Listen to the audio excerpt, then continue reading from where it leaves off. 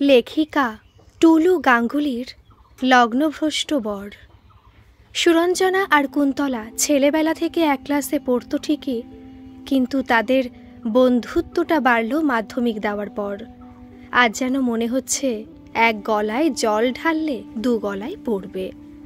সুরঞ্জনারা ছিল দুই বোন। বড় দিদির বিয়ের পর তার মা মারা যায়। সুরঞ্জনাদের আর্থিক অবস্থা খুব ভালো। সংসারে থাকার মধ্যে বাবা রেবতীমোহন রায়, মেয়ে আর কিছু চাকর বাকর।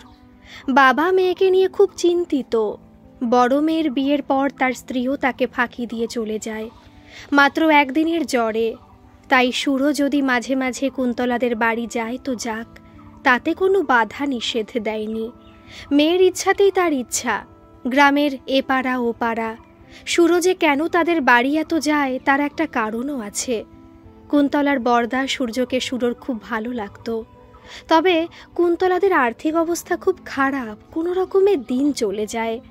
তাই তাদের অভাব দেখে মাঝে মধ্যে সাহায্য করত সুরো।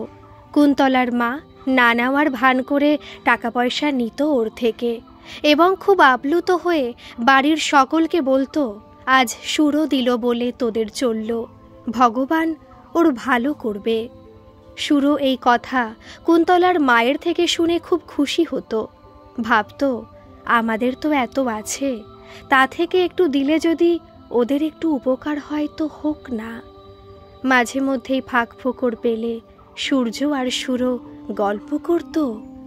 আড়াল থেকে কুন্তলার মা দেখত আর মনে মনে ফন্দি আঁটত, আর এইভাবেই সুরোকে জব্দ করা যাবে। নানা অভাব দেখিয়ে ওর থেকে টাকা পয়সা জিনিস হাতিয়ে নেওয়া যাবে।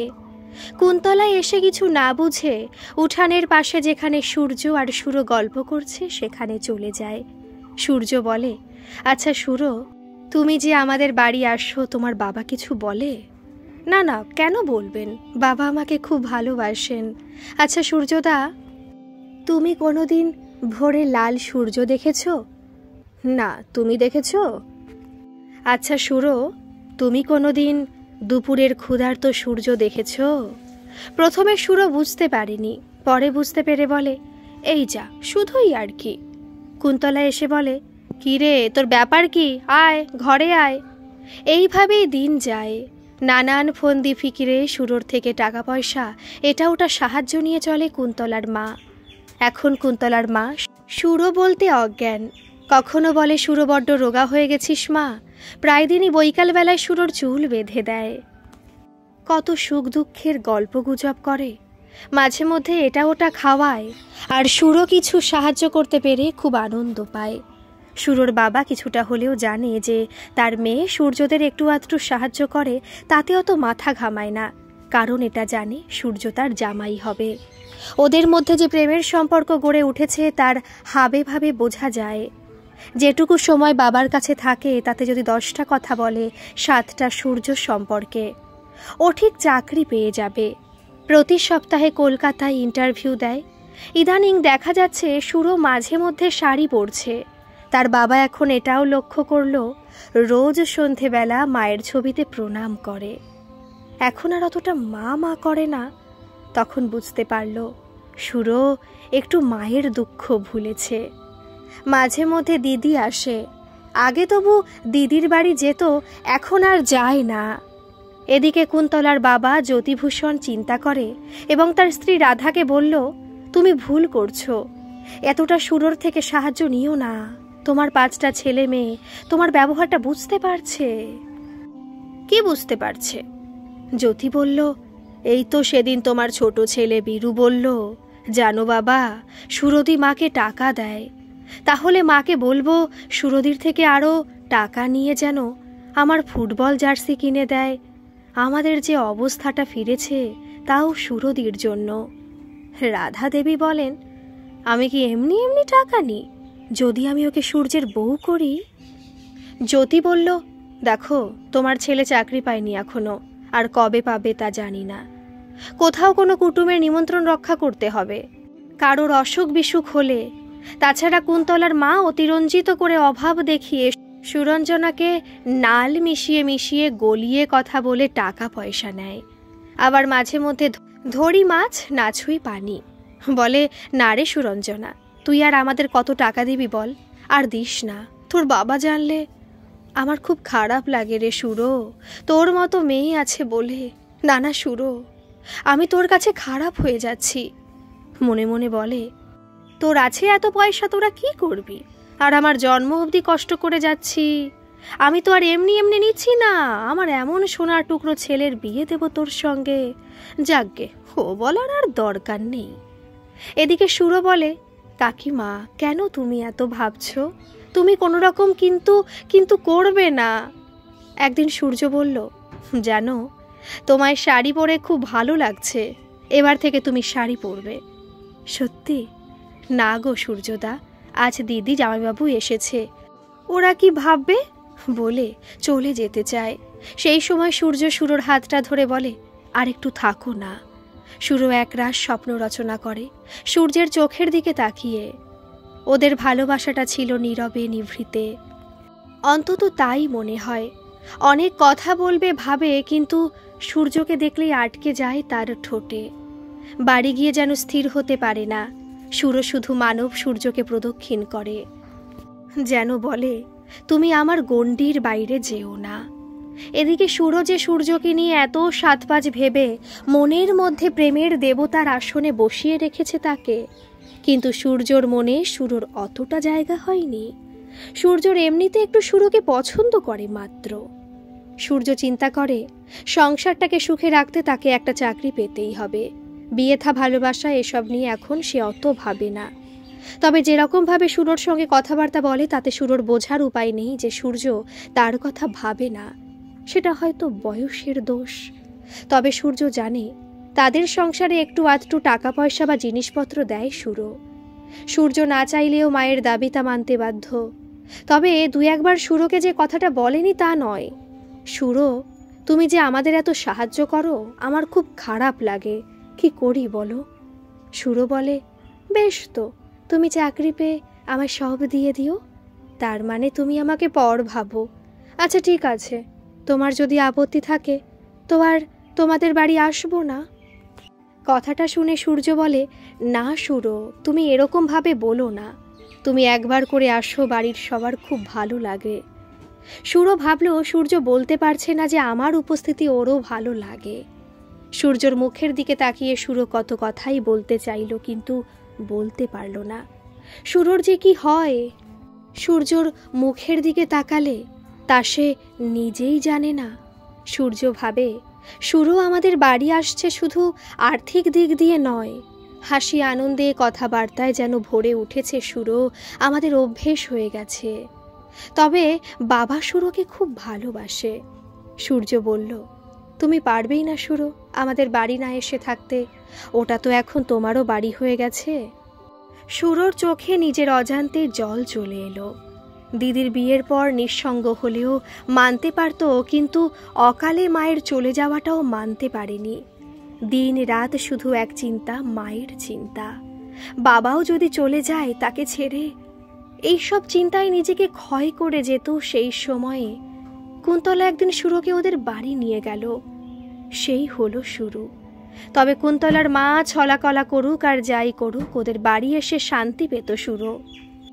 কাকিমার কোলে মাথা রেখে শুয়ে মায়ের দুঃখ অনেকটা ভুলে যেত।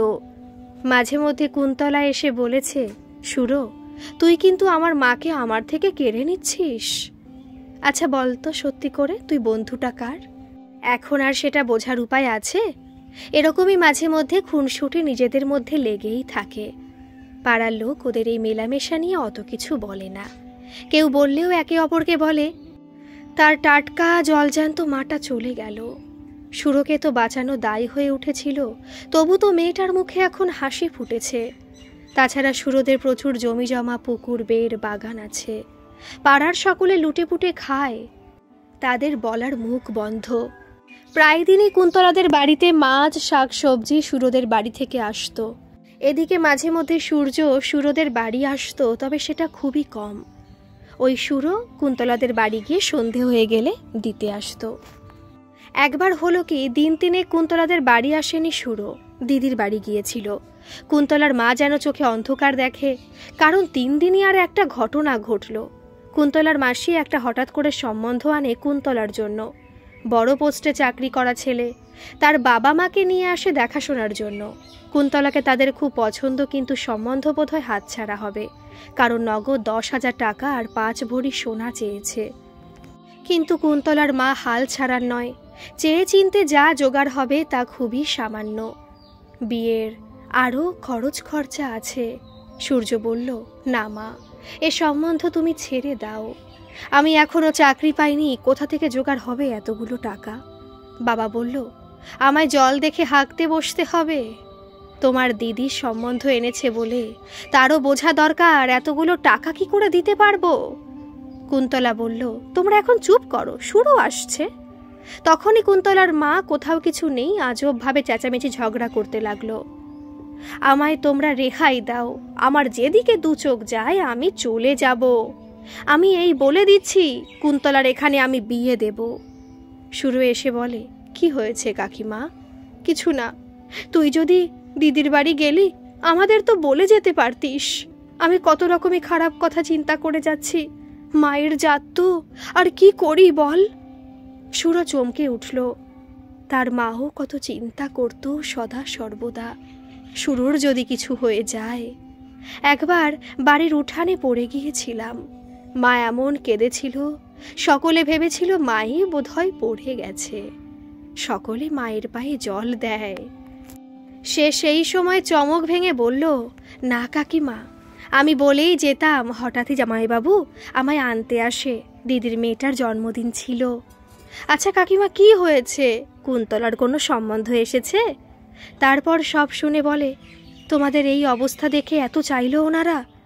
মা সুরো, ও ছেলে পাওয়ার যোগ্য, 15 বলেছিল, অনেক বলে কয়ে 10তে রাজি হয়। তবে সুরোকে যত সহজ ভেবেছিল অত সহজ মনে হলো না তার মায়ের। মনে মনে ভাবল, বাবা বাগদি, দাদা মাছের বেলা চোখে কাদা, বলিহারি যাই। তুই বলতে পারতিস না? না কাকিমা, চিন্তা করো না, আমি তো আছি, গয়না আমি দেব। তা না করে অন্য প্রসঙ্গ এনে কথা বলতে শুরু করলো। ছুটি আর রবি 2 ভাই বোনে যে আদিক্ষেতা করতে লাগলো বলার নয়। আচ্ছা সুরদি, তোমার বঞ্ঝির জন্মদিনে প্রচুর লোক হয়েছে? হ্যাঁ রে, প্যান্ডেল করেছিল পুরো বিয়ে বাড়ির মতো। ওই 2 ভাই বোনের মুখে নাল পড়ে যায়। ছুটি বলল, মা, আমার জন্মদিনে ওই রকম করবে। কুন্তলা বলল, ছেঁড়া কাথায় শুয়ে লাখ টাকার স্বপ্ন দেখো না, যত সব। মা বলল, কি রে সুরো, বঞ্ঝির জন্য কি নিয়ে গেছিস? সোনার হার আর বালা। কুন্তলার মা বলল, দেবেই তো, একটা নাতনি বলে কথা। মনে ভাবে যত সব। সুরো এদিকে আড়ালে সূর্যকে বলল, তুমি এই কদিন হাঁপ ছেড়ে বেঁচেছিলে বলো, আবার শুরু হলো।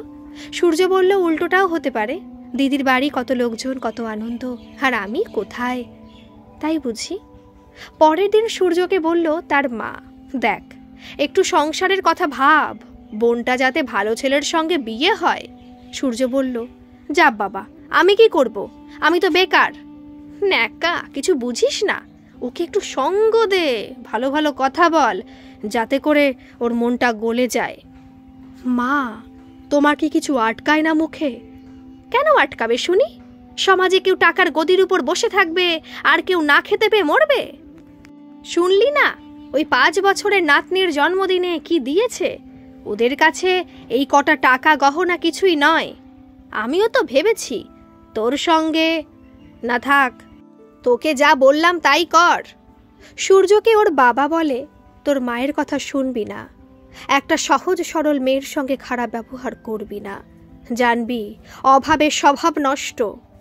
কুন্তলা শুনে ভাবল, বাবার আবার বেশি বেশি। মা ঠিকই বলেছে, কত ভালো ছেলে, কি সুন্দর দেখতে, জানি না কি হবে। আবার এদিকে সূর্য সুরোকে বলে, যেন এরকমভাবে চলবে না, একটা লেদার কারখানায় কাজ নেব, পিসির বাড়ি থাকবো, ওরা সপ্তাহে মাইনে দেবে। সূর্যর কথাটা সুরোর কানে আগুনের ছ্যাঁকা লাগলো। বলল, এই কথা বলতে তোমার বাধলো না? কত কষ্ট করে গ্রাজুয়েশন শেষ করেছো, এত ভালো ফুটবল খেলো তুমি, এত ইন্টারভিউ দিয়েছো, একটা সরকারি চাকরি হবেই। আমি সেই আশা করি ঠিক হবে, তুমি আরেকটু ধৈর্য ধরো। সূর্য বলে, তুমি আর মরার উপর খাড়ার ঘা দিও না, কোথায় মনটা খারাপ বলে দুদণ্ড তোমার সাথে গল্প করছি, আর তুমি আমায় লোভ দেখাচ্ছ। আমি অত আশা করি না। মনে মনে সুরো ভাবে, সূর্য কোনো বিষয়ে দুঃখ পেলে আমিও দুঃখ পাই, কিন্তু কোনো খাটুনির কাজ করলে আমি ভালো থাকবো না। আমি কি করব এখন? আবার সূর্য বলল, সুরো, এত কি ভাবছ? মুখটা কেন 5 কিলো হয়ে গেল শুনি? সুরো বলল, কেন তুমি অমন করে কথা বললে? এবার সুরো মায়ের ছবির নিচে বসে কাঁদতে লাগলো। বলল, মা, সূর্য বড় কষ্ট পাচ্ছে, আমি কি করব? মা চলে গেলেও তার আত্মা সদা সর্বদা তার কাছেই রয়েছে, সে সব বুঝতে পারে। এই অবস্থায় তার বাবা দেখে বলে, কি এত ভাবিস মা? তখন বাবাকে সব বলে কুন্তলার বিয়ের কথা। ওর বাবা বলল, এই কথা তুই সূর্যর মাকে গিয়ে বল, আমার বাবা কুন্তলার বিয়ের গহনা আর নগদ টাকা দেবে। সুরো তো অবাক হয়ে গেল, তার বাবা তাকে এত ভালোবাসে। আর বাবা ভাবল, গহনা টাকা আমার কাছে তুচ্ছ, আমার মেয়ে যাতে সুখী হয় আমি সেটাই চাইব সদা সর্বদা। এদিকে আবার পিসি দিদি এসেছে। সকলে মিলে বলে, এবার বিয়ে থা কর সুরো, ভালো ছেলে আছে, বিদেশে থাকে, অনেক উঁচু পোস্টে চাকরি করে। সুরো বলে, তোমরা এত কেন ব্যস্ত হচ্ছ? যখন বিয়ে করব বলে মনে করব তখন তোমাদের বলবো। পিসি বলে, হেলা, সে আবার কি কথা, বাপের জন্মে শুনিনি। দিদি বলল, তুই কি সূর্যর আশায় বসে আছিস? ওসব কথা ছাড়, বেকার ছেলে, ছোটখাটো সাহায্য করছো করো, তাতে কারো আপত্তি নেই, কিন্তু জীবনটা নষ্ট করো না। বাবা বলল, থাক না, তোরা এসব বিষয়ে ওকে কিছু আর বলিস না। আর বেকার ছেলে কিসের? নাও যদি চাকরি পায়, আমার এত বিষয় সম্পত্তি আছে। বড় মেয়ে বলল, বাবা তুমি এমন করো না, ওরা তোমার মেয়েকে মনে করবে টাকার কুমির, ওকে ওরা ভালোবাসবে বলে তো মনে হয় না। ওরা কি কখনো তোমাকে সুরোর সঙ্গে সূর্যের বিয়ে দেবে কথা বলেছে? না, আমাকে ওরা কখনো এসব কথা বলেনি। তবে এটা জানি, ওরা দুজন দুজনকে ভালোবাসে। তাছাড়া ওরা কি করে বলবে? যদিও আমাদের পাল্টি ঘর, ওরা হয়তো ছেলে চাকরি পায়নি বলে সাহস করেনি আমাদের বলতে। কুন্তলার বিয়ে হয়ে গেলে যার সূত্র ধরে ও বাড়িতে যাতায়াত, সে বিয়ে হয়ে চলে গেলে আর অতটা যেতে পারবে সুরো? কুন্তলার মা তো সুরো বলতে অজ্ঞান, যার কল্যাণে তার মেয়ের এত বড় ঘরে বিয়ে হচ্ছে। কুন্তলার বিয়ের বছরখানেক পরের কথা। এখন সূর্য রেলে চাকরি পেয়েছে, কলকাতায় মেসে থাকে, সপ্তাহে সপ্তাহে বাড়ি আসে। কিন্তু সুরোর সঙ্গে সূর্যর অতটা কথাবার্তা হয় না, কখন আসে কখন চলে যায়। চাকরি পাওয়ার প্রথম প্রথম তবু 1-8বার সূর্য দেখা করত। প্রথম মাসের মাইনে পেয়ে বাড়ির সকলের জন্য কিছু না কিছু জিনিস আনে, আর সুরোর জন্য শাড়ি এনেছিল। সেই শাড়ি নিয়ে সময় পেলেই অঙ্গে জড়িয়ে কত স্বপ্ন রচনা করেছে, কতবার আয়নায় দেখেছে তা বলার নয়। ছেলে এত বড় চাকরি পেয়েছে, মায়ের গর্বে ধরে না। আজ তার বাড়িতে সুরো গেলেও অতটা আপ্যায়ন করে না। এর কিছুদিন বাদে কুন্তলার বাবা বলল রাধাকে, একদিন চলো তোমাতে আমাতে সুরমাদের বাড়ি যাই, ওর বাবার সঙ্গে কথা বলে সূর্যর সঙ্গে সুরোর বিয়ের কথাটা পাকা করে আসি। রাধা বলে, আরে বাবা, যাবো যাবো, অত তাড়া কিসের? এই কিছুদিনের মধ্যে সূর্যদের বাড়ির সকলের এত ব্যবহার আচার পরিবর্তন হয়েছে যে বলার কথা নয়। শুধু সূর্যের বাবা ভালো ব্যবহার করত সুরোর সঙ্গে। সুরমা, আয়, কাছে আয়, অত চিন্তা করিস না, কাল শনিবার, সূর্য আসবে, রাত হয়ে গেলেও তোর সঙ্গে দেখা করবে। তাই বলছি, তুই কাল বৈকালবেলা আসবি, সূর্য তোকে বাড়ি দিয়ে আসবে। হ্যাঁ? সূর্যের মা থামিয়ে দিয়ে বলে, তোমার কি মাথা খারাপ? মেয়ে ছেলে, লোকে কি বলবে? লোকে আবার কি বলবে? লোকে তো জানে যে সূর্যর সঙ্গে। তুমি চুপ করো, আমরা তো কাউকে বলিনি, তুমি ঘরে বসে বসে সব জানো, যত সব। সুরো নিজেকে মনে হলো সে খুব হ্যাংলা। এখন যে সে নিজের দরকারে সূর্যদের বাড়ি আসে সেটা স্পষ্ট বুঝতে পারল। নিজেকে নিজের কাছে লজ্জা করতে লাগলো।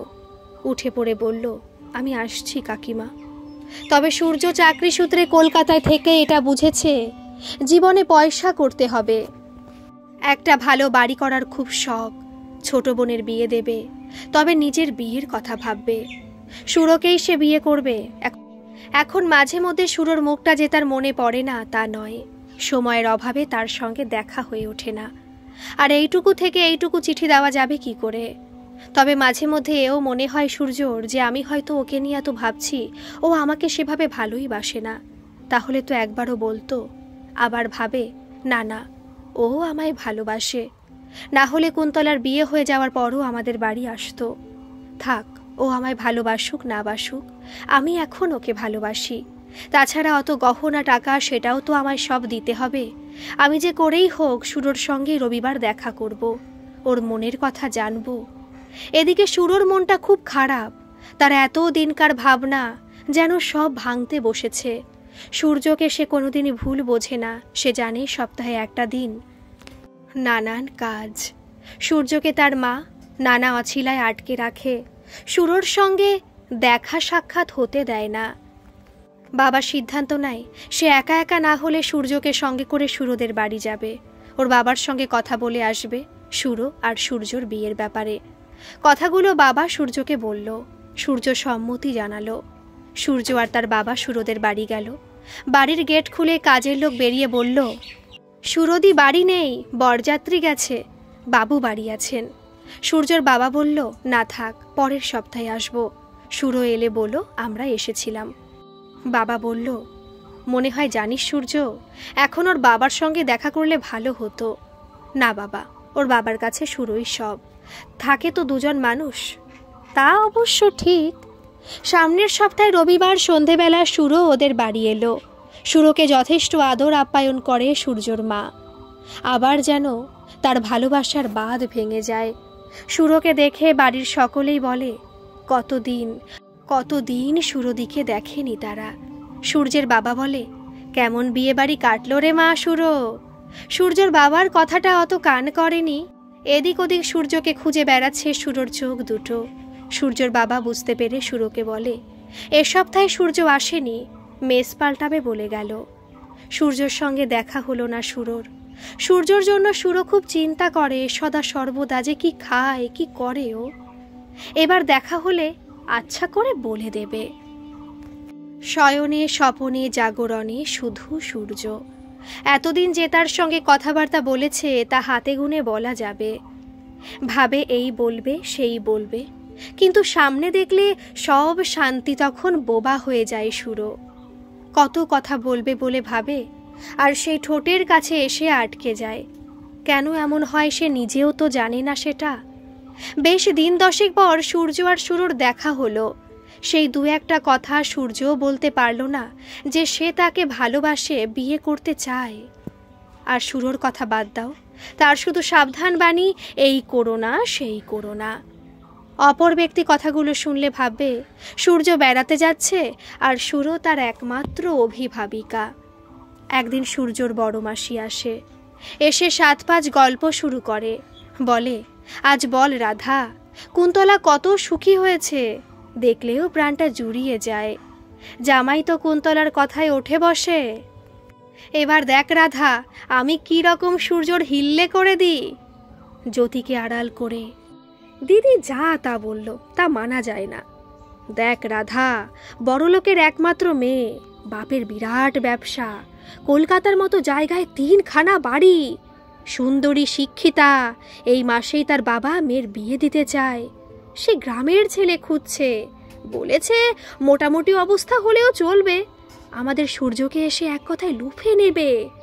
সূর্যর বাবা সব শুনতে পায়, বলে, দিদি আপনি অন্য কথা থাকলে বলুন, সূর্যর বিয়ে ঠিক হয়ে আছে ও পাড়ার রেবতী মোহন বাবুর ছোট মেয়ে সুরঞ্জনার সঙ্গে। আরে জানি জানি জ্যোতি, রাধা আমায় সব বলেছে। এখনো তো তোমরা ওদের বাড়ি বিয়ের প্রস্তাব নিয়ে যাওনি, আর যেতে হবে না। সুরো যা তোমাদের দিয়েছে, ছেলের বিয়ের যৌতুক নিয়ে দিয়ে দাও, দেখবে বাড়ি গাড়ি সব হবে, তোমরা সুখে থাকবে। এই তো তোমাদের ঘর, খোলার চাল, মাটির ঘরে তোমরা এতগুলো লোক গাদাগাদি করে থাকো, এই তো সবে সূর্যটা চাকরি পেয়েছে। আপনি থামুন দিদি, এসব কথা শোনাও পাপ। এক্ষুনি আবার আপনার বোন। এর মধ্যে সূর্যের মা বলে কাঁদো কাঁদো গলায়, আমি কি শুধু আমার জন্য ভাবি? সব দোষ এখন আমার। দিদি তো ঠিকই বলছে, এখনো সুরো হয়তো আমাদের সূর্যকে ভালোবাসেনি, আমাদের ওই করুণ অবস্থা দেখে দয়া করেছে। যে মেয়ে ওই রকম রাজপ্রাসাদে থাকে সে কখনো আমাদের এই ঘর পছন্দ করতে পারে? তুমিই বলো। এই সব কথাগুলো বলেছিল শুধুমাত্র সূর্যকে শুনিয়ে শুনিয়ে তার মা। সাপের বিষ নামে, মানুষের বিষ নামে না। মায়ের কথায় বিভ্রান্ত হয়ে গেল সূর্য। আজ বলি বলি করেও সূর্য তার মনের কথা সুরোকে বলেনি। এখন ভাবছে না বলেই ভালো করেছে বোধহয়। আবার ভাবে, না না, সুরো তো অমন নয়, দয়া করেছে আমাদের। তবে বাড়ি গাড়ি সুখের সংসারে তার লোভ কম নয়। মাসির কথায় তারও একটু সায় ছিল। আবার মাসির কথা কানে এলো, এ মেয়ের সঙ্গে যদি তুই সূর্যর বিয়ে না দিস, হাতের লক্ষ্মী পায়ে ঠেলবি দিদি, এই আমি তোকে বলে দিলাম। হাতে আর সময় নেই, ভেবে আমায় বল, কাল আমি কিন্তু চলে যাব। তোদের অত ভাবতে হবে না, আমার দমদমের বাড়ি থেকে বিয়ে দেব, কাক পক্ষীতেও টের পাবে না। পরে যখন বউ নিয়ে বাড়ি আসবে তখন তুই হাই হাই করে কাঁদতে থাকবি, আর সূর্য বলবে চাপে পড়ে যে এ বিয়েটাও করতে বাধ্য হয়েছে। সুরোকে ইনিয়ে বিনিয়ে কিছু বলে ওর মনটা ভালো করে দিবি। সুরোর মতো মেয়ে বুঝে যাবে, আর এতে সাপও মরবে, লাঠিও ভাঙবে না। আর তোরা যখন সকলে আমাদের বাড়ি আসবে বিয়ের জন্য, তখন কোথাও একটা বেড়াতে গেছিস এটাই বলে যাবি প্রতিবেশীদের, তাদের থেকে সুরো শুনে নেবে। সূর্যর বাবা বলে, বাবা দিদি, অভিনয়ের তারিফ করতে হয়, তবে আমাকে তোমরা বাদ দাও। আমি এত বড় অধর্ম সহ্য করব না। আমি সূর্যকে বলে দেখি সে কি বলে। সূর্যর মতামত পদ্মপাতায় শিশিরের মতো টলটল করছে। যেখানে দেখা যাচ্ছে বাড়ির সকলে প্রায় মা মাসির মতেই মত, সেখানে বাবার এ বারণে কি হবে? এতদিন চাকরি হয়নি করে চাকরি হলো, তাতেও খুশি নয়, আরও চাই। যথারীতি মাসির কথা মতো কাজ হলো। সপ্তাহখানেক পরে ওরা মাসির বাড়ি গেল। এদিকে সুরো সূর্যদের বাড়ি এসে ফিরে গেল। পাড়ায় সকলে বলল, তোকে কিছু বলেনি? কি জানি বাবা, আমাদের বলল বেড়াতে যাচ্ছে, 4-5 দিন পরে আসবে। সুরো খুব কষ্ট পেল, ভাবল আমায় তো বলতে পারতো। অবশ্য আমিও 1 সপ্তাহ আসিনি, তবে সূর্য কি ওদের সঙ্গে গেছে কে জানে। ওর তো আবার নতুন চাকরি।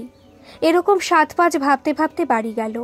সুরোর মনে একরাশ দ্বিধাদ্বন্দ্ব শুধু ভেবে চলেছে কবে ও সূর্যকে নিজের করে পাবে, আর সে চিন্তা করতে পারছে না।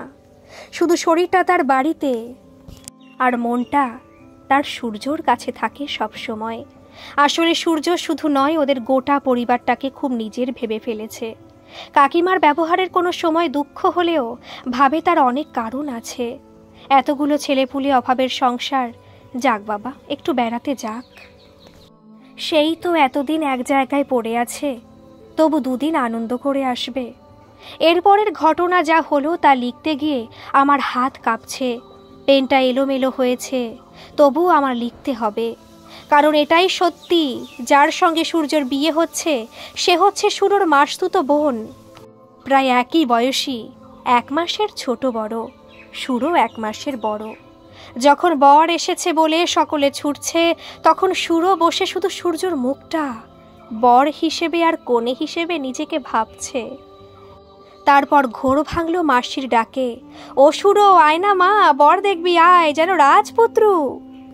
বর দেখে সুরো চমকে ওঠে, ভাবে আমি কি সত্যি ঠিক দেখছি? না না, এ হতে পারে না। চোখ শুধু রোগড়ে যায়। তারপর সত্যিটা যখন সত্যি সামনে এলো, যখন কুন্তলা আর তার ভাই বোন সুরদি বলে কাছে এলো, সুরো মনে মনে বলে, হায় ঈশ্বর, আমি কি দোষ করেছি যে আমার প্রিয়জনেরা আমায় ছেড়ে চলে যায়? আর যদি আকাশ ফাটিয়ে কাঁদি, তোমাকে আর ফিরে পাবো না মা, তবু আত্মা আছে ভেবে মনের সুখে কাঁদতে পারবো। কিন্তু সূর্যের এ ব্যবহারে আর সূর্যকে পেতে চাইবো না। ক্ষণিকেই তৈরি হলো সূর্যর জন্য সুরোর এক রাশ ঘৃণা। ছি ছি সূর্য, ছি, তুমি আমার ঘৃণারও অযোগ্য। মায়ের ছবির পাশে সূর্যর ছবি রেখে তাতে মালা দেব, এটাই হবে সত্য। সূর্যের পাপবোধ সূর্যকে বিবর্ণ করে দিল, কিন্তু সুরোকে তার কিছুই বলার নেই। অল্প শোকে কাতর আর বেশি শোকে পাথর, সুরো পাথর হয়ে গেল। তার চোখে 1 ফোঁটা জল নেই। কোনো তাপ উত্তাপ নেই, যেটা আছে সেটা হলো সূর্যের জন্য করুণা। আর নয়, অনেক হয়েছে। কিন্তু এরপরে যা হলো তা আরও হাস্যকর। সুরোর মাসির মেয়ে পালিয়েছে। বর বিয়ে করতে এলো, কিন্তু কোণে আনতে এসে দেখে কোণে উধাও। সুরোর ওই মাসতুতো বোনটা একজনকে অনেক দিন ধরে ভালোবাসতো। বাবা মা জেনে ফেলে ছেলেটার সঙ্গে তাদের স্ট্যাটাসে মেলেনি। এই নিয়ে বাবা মার সঙ্গে খুব অশান্তি চলে। কিন্তু মেয়ে জেদ ধরে বসে থাকে, ওকে ছাড়া সে অন্য কাউকে বিয়ে করতে পারবে না। তার বাবা মা যুক্তি করে ছেলেটার থেকে দূরে এনে মেয়েটাকে বিয়েতে রাজি করায়। মা বলে, তুই যদি না এ বিয়েটা করিস আমি এখনই আত্মহত্যা করব। বাবা মাকে সবাই ভালোবাসে, তাই মেয়ে সেদিন চুপ করেছিল। মৌনতাই সমর্থনে লক্ষণ ভেবেছিল সকলে। এই সম্বন্ধটা ঠিক করার জন্য সূর্যের মাসিকে অনেক টাকা দেয়। এদিকে মেয়েটা মনের সঙ্গে যুদ্ধ করে পারল না তার মায়ের মতটাকে মানতে। তাই দাড়িপাল্লায় ভারী হলো তার ভালোবাসার দিকটা। তাই একজন ছেলে বন্ধুর সাহায্য নিয়ে সে চলে গেল তার ভালোবাসার কাছে, আর চিঠিতে লিখে গেল, তোমরা টাকা কামড়ে বসে থাকো, তোমাদের জন্য আমি আমার ভালোবাসার বলি দিতে পারবো না। আমায় ক্ষমা করো, আমার খোঁজ করো না, তাতে আরও খারাপ হবে। টাকায় সব হয় না। একবারই লোক সব জানাজানি বিরাট হাস্যকর ব্যাপার হলো। তার মাঝে সুরও হেসে উঠল। মানুষ যে এত নির্লজ্জ হতে পারে তা বলার নয়। সুরোর কাছে ক্ষমা চায় সূর্য। সূর্যর মা মাসি বলল, সুরো মা, তৈরি হয়ে নে, বিয়ের পিঁড়িতে এবার বস। তুই ছাড়া আমাদের রক্ষা করার কে আছে বল? কথা বললে হয়তো অনেক কথা বলতে পারত সুরো, তাতে শেষ পর্যন্ত হয়তো সূর্যর সঙ্গে বিয়েটা হতো। তাই কোনো কথা না বাড়িয়ে একটি ঘরে ঢুকেই দরজায় খিল দিয়ে বসে অঝরে কাঁদতে লাগলো। সেটা সূর্যর সঙ্গে বিয়ে না হওয়ার জন্য নয়, সে সত্যিকারের ভাবল সূর্য এই কিছুক্ষণ আগে মারা গেছে। এতদিন যাকে সে ভালোবেসেছিল সেই ভালোবাসার মরণ হয়েছে। সূর্য ও তার আত্মীয় স্বজন দরজার ওপাশে দাঁড়িয়ে রইল। এই ঘটনার দিন 10-12 পরের কথা। সুরপাড়াময় লোক খাওয়াচ্ছে। উপলক্ষটা লোকে যেটা জানে সেটা হচ্ছে কে একজন প্রিয় মানুষ মারা গেছে, তার শ্রাদ্ধ। একজন বৃদ্ধা কাজের লোক সুরোকে যে নিজের সন্তানের মতো ভালোবাসে, সে সুরোকে লুকিয়ে সূর্যর সঙ্গে দেখা করে বলে, তোমার সঙ্গে সুরোর কি হয়েছে জানি না, তবে মাসির বাড়ি থেকে এসে অবধি সুরো থান পড়েছে আর বাড়ি থেকে কোথাও যায়নি। তুমি যে সেই একটা ছোট তোমার ছবি দিয়েছিলে তাতে মালা পরিয়েছে।